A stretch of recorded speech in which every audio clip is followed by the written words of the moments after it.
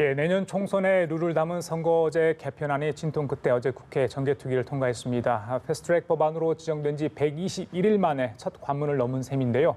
한국당은 날치기 처리라고 강력히 반발하면서 정치 협상 중단을 선언해 법사위 논의 과정에서 진통이 예상됩니다. 네, 여야는 어제 국회 법사위 전체 회의를 열고 조국 후보자의 인사청문회 증인 범위를 논의했습니다. 하지만 타협점을 찾지 못했는데요. 이 관련 내용 포함한 전국 현안들 최창렬 용인대 통일대학원장, 김형준 명지대 교수와 함께 자세히 짚어보도록 하겠습니다. 예, 어서 오세요. 어서 오십시오. 네, 예. 자, 어제 11시쯤일 겁니다. 아마 저희 시간이었는데요.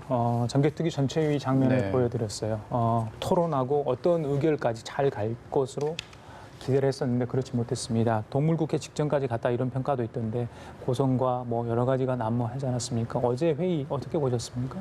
그래도 몸싸움이 없었던 게 참 다행이에요. 지난번에 4월 말에 그 패스트트랙 전국대 몸싸움이 심했잖아요. 그 후유증이 지금도 있고, 그렇습니다. 뭐 소환도 이제 하고 있잖아요. 지금 한국당 의원들은 뭐 소환에 응하지 않고 있습니다만 아마 그런 여파 때문인지 학습 효과 있었던 때문인지 아무튼 뭐 몸싸움이 없었던 건 다행인데. 예. 한국당과 지금 이제 그 여당과의 그 이 비례대표제를 둘러싼 생각이 워낙 달라요. 지금 한국당의 안은 지금 비례대표 폐지거든요. 그리고 이제 어제 통과된 거는 225대 75, 지역구가 225석, 그리고 이제 비례대표가 75석, 28석이 주는 거예요, 지역구가.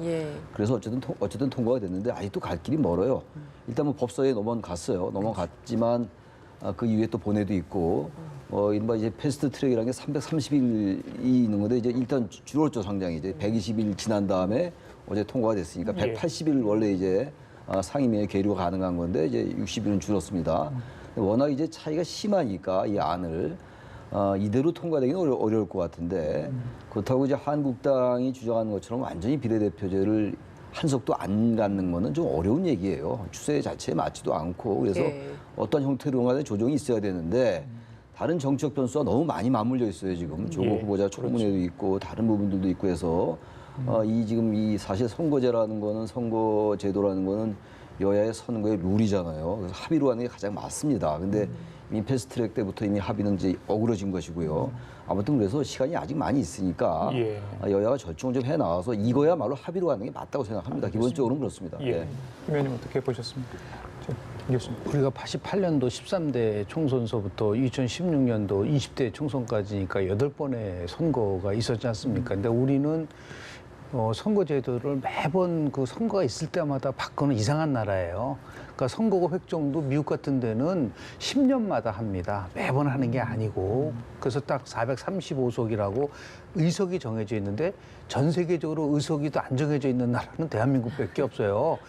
헌법에 200석 이상으로만 돼 있어요. 그것도 그러다 보니까 항상 선거 있는 전에 이제 선거법이라는 거를 통해서 이제 바꾸거든요. 그런데 8번의 선거법 개정 속에서 단 한 번도 여야가 합의 없이 통과된 적은 없습니다. 그만큼 이제 일반법과 선거법은 다르다는 얘기죠. 특히 이제 선거법은 경기 게임의 규칙이기 때문에 어느 한쪽이 일방적으로 유리하다라고 판단했을 때 무조건 가라고 한다면은 굉장히 불리한 게임이 될 수밖에 없고, 그게 바로 선거 제도의 왜곡 효과를 가져올 수 있다라기 때문에 여하튼 간에 선거법은 합의를 통해서 간다라는 아주 대원칙이 있습니다. 그러니까 이러한 원칙 속에서 두 가지 면에서 볼 수가 있는데요. 결국은 이제 그럼에도 불구하고 이렇게 강행 처리한 거는 결국은 여야 5당이 합의를 이끌어내기 위한 마지막 수단으로서 지금 여야 4당은 정치개혁 특위에서 했다라는 얘기를 주장하고 있는 거고요. 그러니까 11월 27일 이제 본회의에 이제 상정할 수가 있기 때문에요. 근데 문제는 뭐냐면 아무리 그렇다고 하더라도 과정 속에서 너무 쉽게 보면 일방적으로 힘의 논리가 지배됐다. 그러니까 안건 조정이라는 거는 90일 이내에서 안건을 조정하게 돼 있는데 안건 조정이 만들어놨고 해서 그 다음날 통과시켜버리면은 안건 조정이라는 것을 할 이유가 뭐가 있나요? 이제 그런 면에서 봤을 때 민주주의는 결과가 중요한 게 아니라 과정이 중요한데 의회 민주주의 과정이 완전히 지금 제가 볼 때는 붕괴되고 있어서 우리 의회 민주주의가 대혼란을 겪고 있다라는 말씀 우선 드립니다. 네, 이인영 원내대표도 그렇고 안건 조정위로 기간을 좀 연장을 하든지 혹은 정개특위 기간을 다시 좀 재연장을 해서 이걸 논의를 하든지 그런 연장의 문제가 아니라 한국당이 어느 정도는 개혁안을 새롭게 좀 내어놓는 시도를 해야 되는데 그런 걸 하지 않고 있다. 그게 더 중요한 것이다라고 이야기를 하는데 이건 그럴 수 어떻습니까? 있죠. 그러나 실제로 이제 저는 선거제도를 한 30년 연구한 예. 연구자 입장에서 말씀을 좀 드리겠습니다. 선거제도는 크게 세 가지 원칙이 있어야 됩니다. 하나는 뭐냐면 지금 여권과 정의당이 얘기하는 비례성에 대한 문제는 중요하죠. 자기 한 표가 정확하게 반영이 돼야 되는 예. 이거를 굉장히 강조를 합니다. 그러나 그것만 중요한 게 아니죠. 권력 제도와 선거 제도의 조화성을 얘기를 하는 겁니다. 제가 물어봅니다. 대한민국은 대통령제를 채택을 하고 있잖아요. 대통령제를 채택하고 있는 나라에서 연동형 비례대표를 채택한 나라가 전 세계적으로 있나요? 없습니다. 왜 그러죠? 그거는 대통령제라는 거와는 연동형 비례대표 내각제를 채택하고 있는 나라 속에서는 그것이 나름대로 조화성을 가져갈 수가 있어요. 권역별 비례대표제. 예. 세 번째 중요한 건 뭡니까? 우리 앵커님들이 지금 선거제도에 대해서 내 표가 어떻게 반영되는지 아세요? 아니, 그러니까 제도의 인지성에 대한 문제인 거예요. 지금은 표가 두 표가 있습니다. 하나는 지역구에 던지고 하나는 비례대표에 던지니까 내가 지역구는 좀 사표가 될 것 같으니까 당선될 사람을 찍지만 비례대표 찍을 때는 내가 좋아하는 정당을 찍겠다. 명확하게 투표 행위자가 제도에 대한 최소한의 이해가 있어야 되는데 준연동형 비례대표제는 저가 겨우 이해합니다. 이건 복잡하다는 말씀이신 그 거죠? 산수 공식이에요. 이거 너무 어려워요. 그러니까 일부에서는 당신들은 알 필요 없어요. 나중에 다 이렇게 컴퓨터가 해줍니다. 그거는 얼마나 그게 잘못된 사고인지에 대해서. 그래서 제가 얘기하는 비례성과 조화성과 인지성이라는 이 세 가지를 같이 함께 고려를 해야지 선거제도가 완성도가 높아지는 것이지 자기네 쪽만 주장을 해가지고 폐비례성이 있기 때문에 좋은 제도다. 미국의 선거제도는 그럼 나쁜 제도인가요? 거기는 비례대표도 없고 소수선거제고 200년 이상 지속되는데 그렇게 나쁜 제도를 가지고 어떻게 민주주의의 가장 원형이라고 얘기할 수 있나요? 그래서 제 말은 이 각각에 대한 것들에 대한 것을 어떻게 우리가 나름대로 테이블에 올려놓고 진행을 해야 되는데 서로 각자 조금씩 하자가 있는 거예요. 그러니까 예를 들어서 준연동형 비례대표 아니면 무조건 안 된다 그러고 또 이쪽 야당은 그럼 우리는 비례대표 그러니까 극단으로 가는 것이지 그게 야당만 잘못된 것이라고 얘기한다는 건 지극히 잘못된 시각이다. 그러니까 서로가 나름대로 극단의 지금 시각에서 벗어나서 제가 말씀드린 그래서 제가 누차 얘기했지만 손 떼라 이거예요. 정치인들이 이해관계에 중앙선거관리위원회와 정치학회 같은 중립적인데 맡겨놓으면요. 정말 모두가 합의할 수 있는 안을 분명히 도출시킬 수 있는데도 불구하고 그런 방법을 안 취하잖아요. 예. 그러면서 보면 좀 문제가 있다는 말씀 좀 드립니다. 우리나라 선거제 허술한 부분이 있다 이런 말씀인 것 같아요. 두 분은 물론 이제 여야가 합의를 해서 뭔가를 만들어낸다는 거는 동의를 하시는 것 같고요. 한국당은 계속 이제 절차상 하자를 이야기합니다. 어제 이제 그런 상황이 벌어졌기 때문에 일단 인사청문회는 가겠다 하지만 다른 국회의사 일정은 협조하기 어렵다 이런 이야기인 것 같습니다. 한국당의 반발 또 이게 어떻게 좀 앞으로 좀 진행이 될 것으로 예상하십니까? 한국당은요 반발할 자격이 없어요. 왜 그러냐면은 지난번에 패스트트랙 때도 이제 그 비례대표제 폐지 안을 내놓는 것도 그동안 전혀 아무런 안을 내놓지 않았었어요. 시간에 밀리다 보니까 기껏 내놓은 게 비례대표제 폐지 안을 내놨어요. 물론 미국엔 비례대표제가 없습니다만 전체적으로 연동형 비례대표제라든지 다당제를 채택하는 국가들이 대체로 정치와 안정을 기하는 경우가 굉장히 많아요. 그거는 물론 이제 권력 구조와의 어떤 그런 조화의 문제 있습니다. 앞서 말씀처럼. 근데 어쨌든 한국당은 어쨌든 비례대표제 폐지하겠다라는 건데 지금 비례대표제 폐지는 전 불가능하다고 봐요. 지금 이 제도가 자꾸만 나온 이유가 과다대표와 과소대표 문제를 해결하자는 얘기거든요. 지금 1인 2표제에 의한 정당 명부시 비례대표제인데 정당 득표에 따라서 이제 그 지금 현재는 253대 47이잖아요. 거기에 따라서 나누는 거란 말이죠. 그러다 보니까 너무 이제 이 정당에 대한 지지가 잘 반영이 안 되고 어떤 경우는 또 과다대표되고 이런 것들이고 또 하나는 직군별로도 그래요. 관료나 법조인이나 또 청와대 참모들이나 좀 이런 직군들이 많이 대표되는 경향이 있어요. 우리가 흔히 얘기하는 것처럼 사회적인 약자라든지 소수가 잘 반영되지 않는 경향이 분명히 있거든요. 그렇다면 이 연동형 비례대표제를 좀 하면은 아무래도 지금보다는 좀 반영이 높아질 거 이른바 대표성이나 비례성이 강화되는 건데 저는 그 얘기는 이해가 가요. 준연동형 비례대표제 이거 굉장히 어려워요. 솔직히 저는 이해하고 있는데 우리 국민이 얼마나 그 이해할 수 있을까요? 연동형 자체도 이해하기가 어렵다 그랬는데 준연동형 이 자리에서 설명하면 10분 걸리거든요. 그래서 저는 이 부분은요 일리가 있어요. 국민들이 좀 아는 선거제도를 해야 되는데 그러니까 이것도 사실 이제 지금 야당이 한국당이 워낙 그 이제 비례대표제 폐지를 얘기하니까 100% 연동제보다는 연동을 반만 시키자 이런 얘기거든요. 그 나머지는 또 지금 현재처럼 병립형으로 하자는 얘기거든요. 50%는 연동형, 50%는 병립형. 또 거기 이제 권역별도 있어요. 권역별도 또 50%는 연동형, 50%도 병립형이에요. 석패율도 있어요. 이건 굉장히 복잡해지는 거예요. 이 부분은 분명히 여야 모두 이거 무슨 뭐 어느 제도를 좋아한다 싫어한다 한다의 예. 문제가 아니야. 이건 좀 좀 고려할 필요는 있을 것 같은데 아무튼 한국당이 무조건 비례대표제 폐지로 하는 건 좀 맞지 않는 것 같고 그러나 한국당도 어쨌든 이 선거를 치르는 일각이기 때문에 지금 이제 정의당이나 민주당이 이런 부분들도 좀 고려해서 어쨌든 뭐 어떻습니까? 우리나라가 미국보다 이 제도가 잘 안 되는 나라인데 민주주의 역사도 짧고 미국과 무조건 뭐 단순 비교할 건 아닌 것 같고 그런 상황 속에서 뭔가 절충을 해 나가는 수밖에 없어. 시간이 있잖아요. 아직. 그러니까 예. 무조건 이렇게 자꾸만 강대강으로 가면 안 된다. 그리고 이제 야당이나 여당 모두 어쨌든 이거는 내년까지 반드시 합의해내자라는 정신을 가지고 가야 될 거야. 싸울 때 싸우더라도 그 정신을 가지고 가야지. 이게 만약에 설령 표결이나 어떤 선거법 절차에 따라서 이루어진다 하더라도 어느 한쪽이 동의하지 않는 게임의 룰은 많은 문제를 야기할 수가 있는 거거든요. 예. 근데 그 선거법과 관련돼서 치명적인 약점 두 가지를 말씀을 좀 드릴게요. 하나는 뭐냐면 조금 전에 최 교수님 말씀하셨지만은 6개의 권역별 비례대표제를 채택을 하고 있는데요. 75석을 가지고 권역별 비례대표제를 채택을 해가지고 효과를 가져오기는 거의 불가능합니다. 독일 같은 경우는 지역구 대 비례구가 정확하게 반반씩 돼 있어요. 일본 같은 경우는 지역구 300석이고 그리고 비례구가 180석이어가지고 그래서 권역별로 나눠도 효과가 있지만 75개를 6개 권역으로 나눈다는 것은 어떤 문제가 발생이 되냐면요. 제가 분명히 말씀을 좀 드립니다. 어떤 권역에서는 특히 민주당 같은 경우에는요. 호남에는 단 한 명의 비례대표가 안 나오는 거예요. 예를 들어서 한쪽에서 지역에서 많이 얻어가게 되면 그 지역에서의 비례대표는 사라지거든요.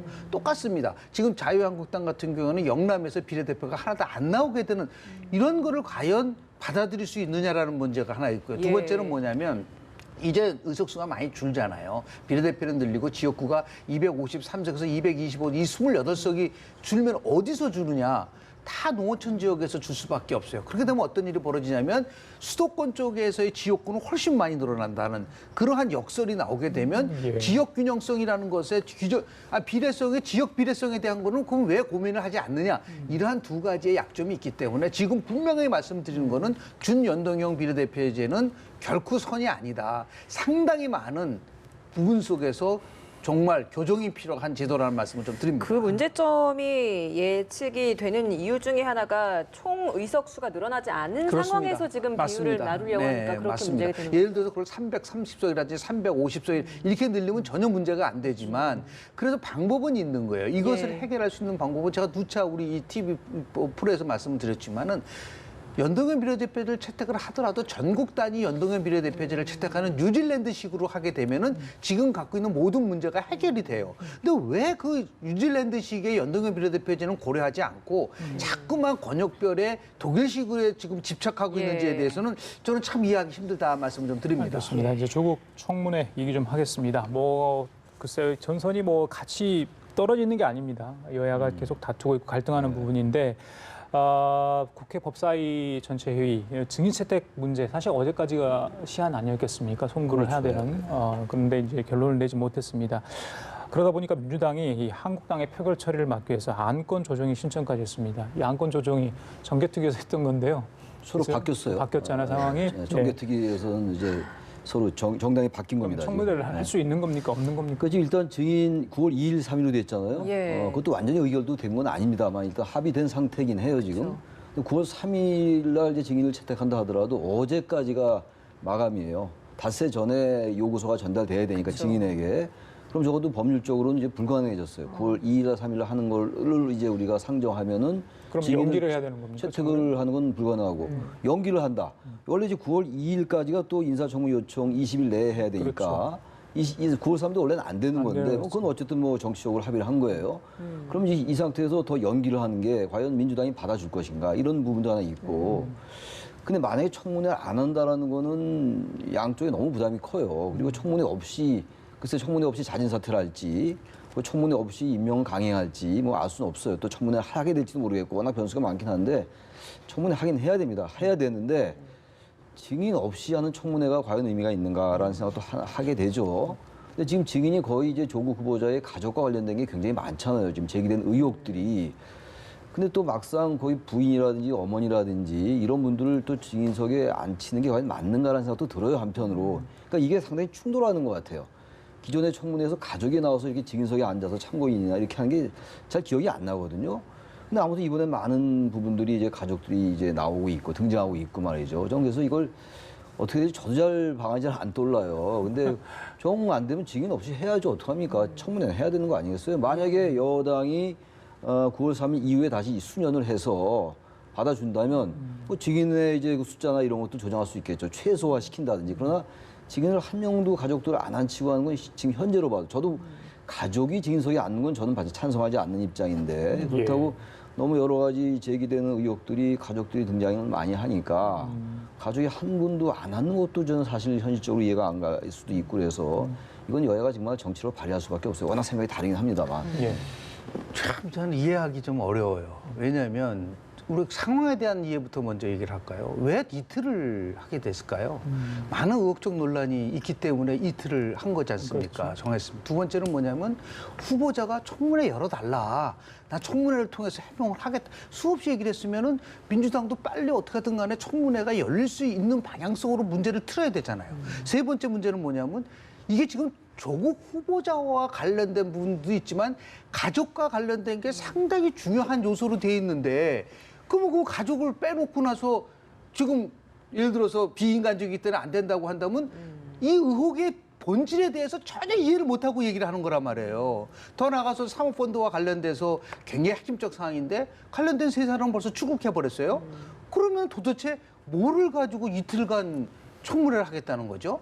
그러니까 결국 뭐냐면 의도적으로 이거는 막으려고 하는 것이 야당이 아니라 여당이 그런 식으로 해서 무산시키려고 하는 게 아니냐. 그러니까 제발 좀 의혹의 본질과 관련돼서 그리고 청문회가 이루어질 수 있게끔 오히려 민주당이 더 앞장서야 되는 거예요. 왜냐하면 후보자가 원하고 있기 때문에. 그런데 지금 거꾸로 나오고 있잖아요. 후보자는 원하고 있는데 직인 못 다뤄준다, 비인간적이다, 안 된다 이런 식으로 가져가니까 국민들 입장에서 봤을 때는 아니 증인 채택이 없이 어떻게 청문회를 합니까? 그럼 차라리 그냥 하루만 하지. 그럴 바에는 뭐 또 이틀을 하겠어요. 또 비인간적이라고 얘기해.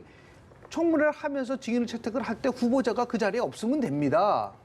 후보자는 예를 들어 잠시 다른 쪽에 가 있다고 하고 그 가족에 관련돼서만 얘기를 하면 그러면 되는 거지. 꼭 그걸 후보자와 같이 가족을 같은 자리에서 있을 필요가 뭐가 있어요. 얼마든지 운영을 할 수 있는, 묘를 살릴 수 있는데 그럼 무조건 비인간적이다 하기 때문에 청문회를 불러서는 안 된다 한다면 그거는 맹탕 청문회가 되는 거죠. 그러니까 그럴 바에는 청문회를 저는 하기에 무슨 효과가 있겠느냐. 일종의 그렇게 따지면 무슨 뭐 하루 그냥 잘 버티면 되겠다라고 하는 그런 식의 청문회로 가려고 하는지 아니면 아예 청문회를 무산시키려고 하는 것인지 그런 의도가 엿보인다면서 참 안타깝다는 말씀도 드립니다. 이런 것 글쎄 이게 제가 좀 잘 과문해서 이런 말씀을 드리는지 모르겠는데 그 아주 민감한 가족에 관련된 부분은 여야가 합의해서 청문회법에 그게 가능한지 모르겠어요. 그 비공개를 할 수 있죠. 그렇게 좀 할수 있죠. 한다면 네.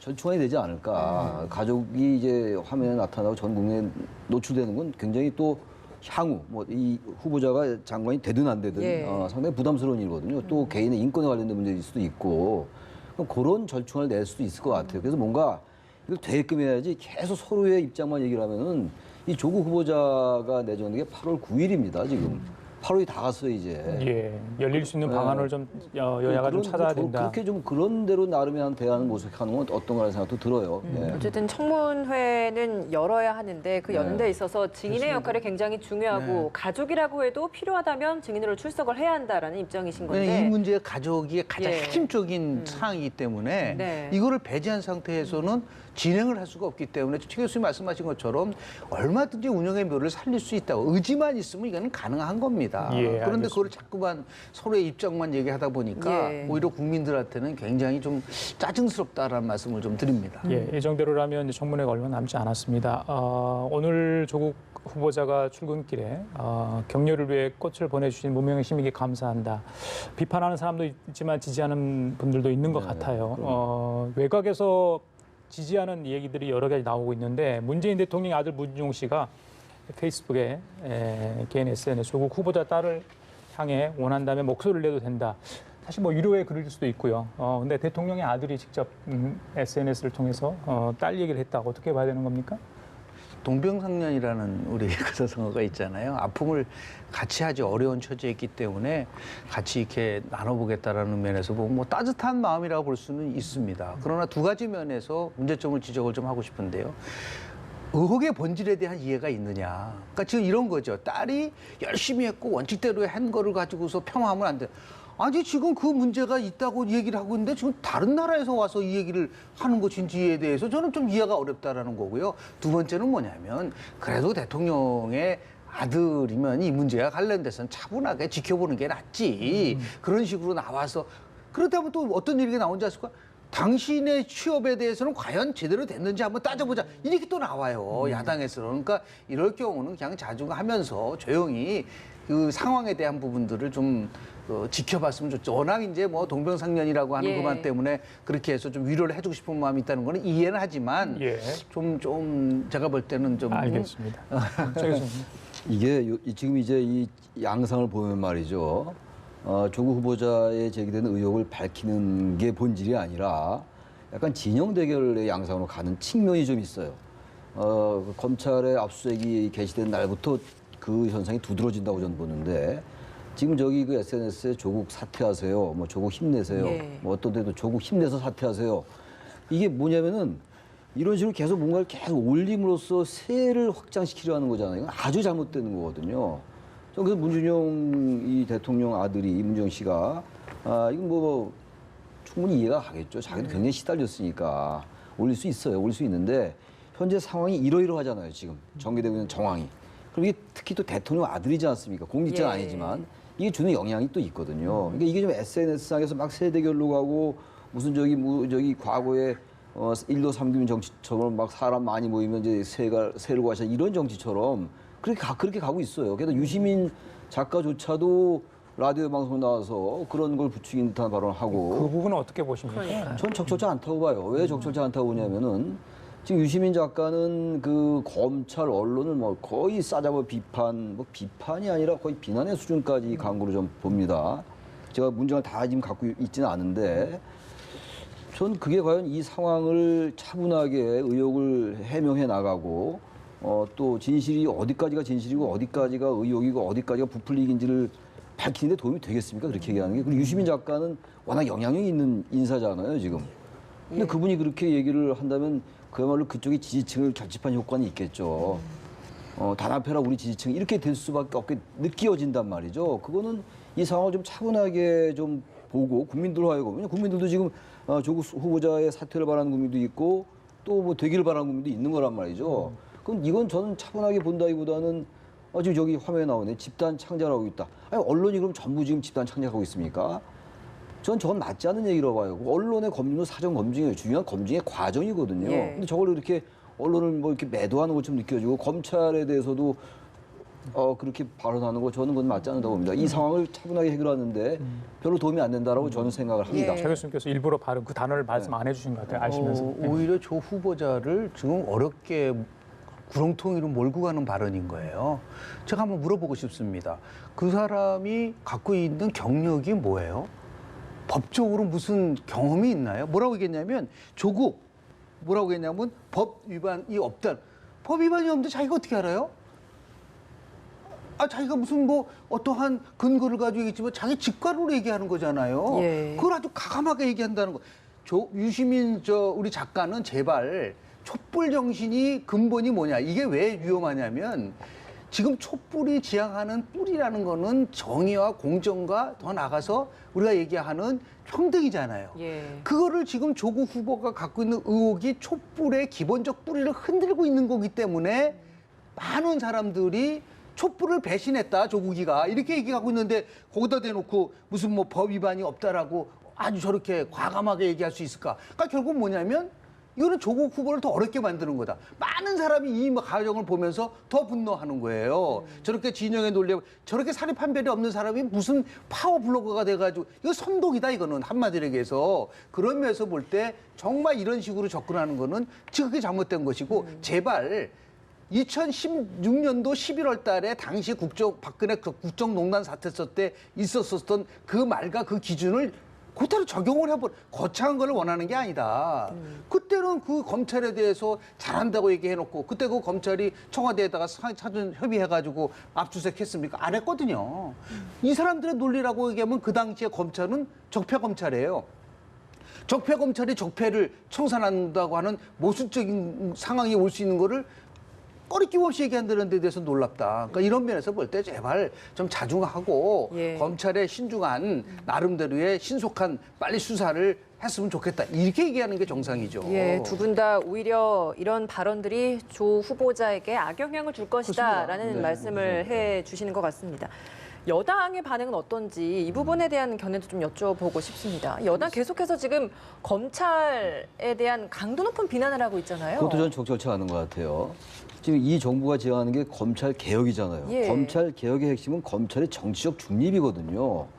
그럼 집권당의 대표가 검찰의 나라를 어지럽힌다. 전 수위가 높아도 너무 높아요, 그거는. 그 수위가 높다라는 건 가치 배제적으로 제가 드린 말씀인데, 그럼 검찰에 대해서 수사하지 마시오라는 가이드라인이잖아요. 물론 이제 이해찬 대표의 말은 이런 거겠죠. 청문회도 시작하기 전에 이게 압수수색을 들어가면은 많은 국민들이 이게 혐의가 대단히 많구나라고 인식할 수 있다라는 식에서 이제 경계하는 발언이라고 100번 이제 이해한다고 할 수 있는데, 아무튼 검찰의 판단이었어요. 그 청문회 전이라고 압수수색 영장 발부하지 말라는 법 없어요. 그걸 안다면 법원이 발부 안 했겠죠. 이거 적어도 위법은 아니란 말이에요. 정치적으로는 여러 가지 견해가 갈 수 있어요. 예. 그런데 그걸 여당 대표가 명시적으로 애둘러서도 아니고 검찰이 나라를 어지럽히나도 윤석열 검찰총장이 임명된 지 며칠 안 됐는데 문재인 대통령께서 어지럽히는 검찰총장을 임명한 거네요. 그건 정말 말을 신중하게 돼. 이럴 때는 생각은 다 다른 겁니다, 지금. 예. 다른 거지만 이 상황을 어떻게든 진실에 가깝게, 정의에 가깝게, 공정에 가깝게 해결하려 노력하는 모습을 보여야죠. 영향력 있는 인사들이.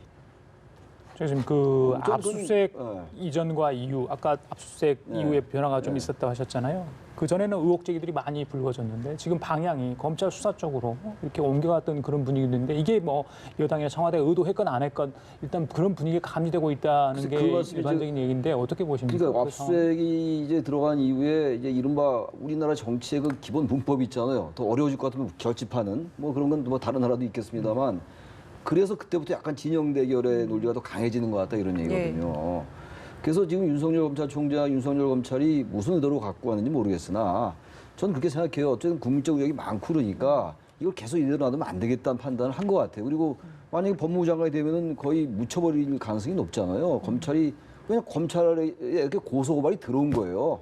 검찰이 인지해서 알아서 수사하는 게 아니란 말이에요, 이게. 그래서 법무부 장관이 되면 아무래도 그 상황이 어렵게 되니까 한 게 아닌가 생각이 들어요. 근데 예. 아무튼 지금 여권 내부에서도 제가 알기로는 저는 그 안에 들어와 있지는 않았습니다만 기자들하고 취재해 본 결과야, 통화해보고 이런 결과는 민주당 내에서도 굉장히 반대 여론이 많다고는 해요. 그러니까 예. 집권당이 하나의 목소리를 무조건 조국 후보자를 옹호하는 것만 같지도 않고 거기도 갈려 있는 것 같아요.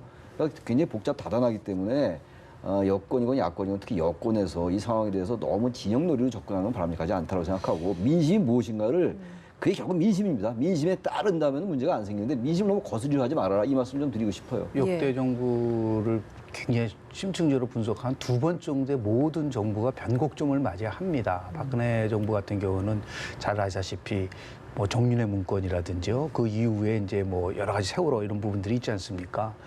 지금이 변곡점 같아요. 그러니까 이 정부로 봐서는, 그러니까 특히 대통령이 오기를 부리고 특정한 인물에 집착하고 집권당이 용비어천가 불렀을 때 100% 그 정부는 실패합니다. 그러니까 지금 대통령이 7월 25일 날 윤석열 검찰총장한테 임명장을 주면서 권력 눈치 보지 말고 살아있는 권력에 대해서 아주 엄정하게 해달라고 그랬어요. 이 민주당이 한 달 전에 뭐라고 그랬냐면요, 윤석열 총장을 향해서 권력개혁의 적임자다라고 해서 통과시켜줬잖아요. 그러는데 지금 와서 이렇게 비판한다는 거는 대통령에 대해서 도전이고 편의부동이고 한마디로 자기 부정이다. 그래서 저는 어떻게 이해찬 대표 체제 속에서 자꾸만 민심과 역주행을 하고 있는 것이 나오기 시작을 하고 있어요. 민심 예. 이야기하셨는데 지난주 나오셔서도 우리 여론조사 얘기를 네네. 해주셨잖아요. 일주일 사이에 많은 변화가 있었다고 보십니까? 그렇죠. 왜냐하면 뭐 오늘 갤럽 조사도 지금 44대 49, 증정이 예. 40이고 부정이 49%. 그러니까 50% 육박한 다른 여론조사 결과는 보면은 뭐 50%를 넘은 것도 있어요. 또 하나 흥미로운 거는 그겁니다. 이걸 물어봤어요. 적합하냐, 적합하지 않냐라고 물어봤을 때 지금 법무부 장관 후보자에 대해서 적합하지 않다가 무려 57%. 그리고 적합하다가 27%밖에 안 돼요. 근데 문제는 뭐냐면 주부들 경우에는 대통령의 국정운이조에 대해서 33%밖에 지지하지 않습니다. 왜 가정주부분들이 이렇게 분노하고 있느냐? 그 딸과 관련된 의혹되는 부분들이 굉장히 많단 말이에요. 더 나아가서 지금 50대가 37%로 대통령 국정운영 긍정평가하지만 잘못하면 57%란 말이에요. 그러니까 이 말은 뭐냐면 50대라는 게 이제 386 세대거든요. 그 사람들이 봤을 때도 아 이거는 뭔가 조금 문제가 있는 것 같다라는 이러한 민심을 빠르게 대통령을 포함해서 청와대 그리고 집권 여당이 좀 잘 좀 성찰했으면 좋겠다는 말씀 좀 드립니다. 예. 알겠습니다. 마지막으로 이 질문 하나만 좀 짧게 드려보도록 하겠습니다. 어제 박근혜 전 대통령에 네, 대한 네. 국정농단 대법원 판결이 나왔습니다. 대법원 앞에 이제 우리공화당을 비롯해서 이제 박근혜 대통령 지지자들도 굉장히 많이 모였었고 일종의 좀 충돌도 좀 있었습니다. 어제 이 판결 결국에는 아직 좀 더 남아있는 재판으로 뭐 파기환송이 됐습니다만 앞으로 보수 진영에게는 이 판결이 좀 어떤 영향을 미칠 거라고 보십니까? 2심에서 이재용 삼성전자 부회장에게 이제 그 집행유예가 내려졌던 게 이제 파기환송된 거잖아요. 예. 그러니까 지금 동계 스포츠 영재센터 16억 또 뇌물로 판단한 것이고 이제 대법원은 그리고 이제 말 3필, 말 3마리 34억 이것도 뇌물이다. 그러니까 사실 이제 삼성전자 이재용 부회장과 박근혜 전 대통령 간에는 사실 묵시적 청탁이 있었고 거기다 인식이 있었다라는 판단하에서 다시 판단하시오라고 이제 예. 고법으로 돌려보낸 거란 말이에요. 그러니까 보수 진영으로 볼 때는 이제 뭐 근데 박근혜 전 대통령에 대한 판결 그 형량 거의 의미가 없어요. 최순실도 마찬가지고 그대로일 겁니다 아마. 근데 어제 이재용 부회장이 더 문제가 되겠죠 지금 이제 시간이 또 걸리겠죠 몇 달 걸릴 것 같은데 보수 진영이 뭐 이 문제 가지고 더 이상 뭐 무슨 큰 변화를 보일 것 같지는 않아요. 나중에 얘기해요. 그건 이제 대법원에서 이제 2심에서 확정된 다음에 대법원에 최종 확정되고 그런 다음에 이제 모든 뭐 재판이 사문정이 나오고 끝난 그때 얘기인 것이고 아직은 예. 뭐 그렇게 보수 진영이 명분이 없어요. 지금 탄핵에 대해서 아직도 헌법 절차에 따라서 진행된 탄핵을 가지고 아직도 그것이 잘못됐다고 얘기한다면 그거 국민들이 아까 우리 민심 얘기했죠. 민심에 예. 부합하지 않습니다. 그거. 알겠습니다. 예, 알겠습니다. 지금까지 최창열 용인대 통일대학원장 김영준 명지대 교수였습니다. 말씀 잘 고맙습니다. 들었습니다. 고맙습니다.